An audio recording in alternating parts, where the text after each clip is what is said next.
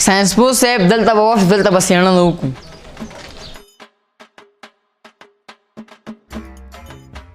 د کلي خلکو دا ساینس پوه صاحب راغلی دا غواړي چې دلته څېړنه وکړي، معلومات وکړي چې دا کلي خلک هوښیار دي یا بې عقل. تاسو کې څوک هوښیار ورته رامخکې سئ. هلکانو څوک ورمخکې کېږي؟ موږ په کلي کې ټول نوي هوښیار غونډل هغه ورته راولو. غونډله دغه ده ساینس پوه. دا ده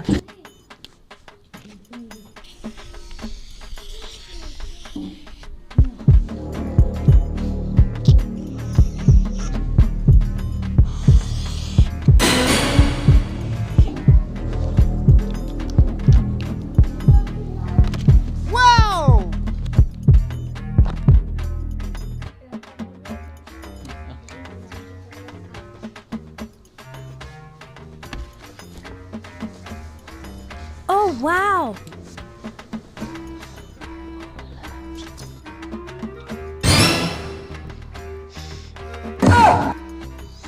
ډېره مننه ګډ ګډ.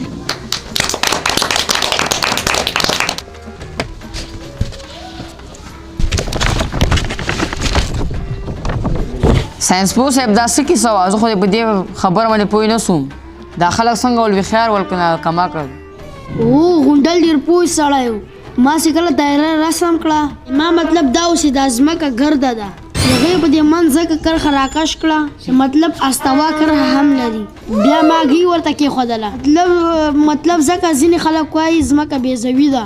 غونډل بیا پیاز کېښوده. مطلب چې یوه نظریه دا هم ده چې ځمکه ګرده ده. بیا مې لاس ورته ونیو چې ما او تا غوندې 5 کسان وایي دنیا به جوړه وه. بیا غونډل 2 ګوتې راته ونیولې. مطلب دا چې په دې دنیا کې صرف ما او تا وي.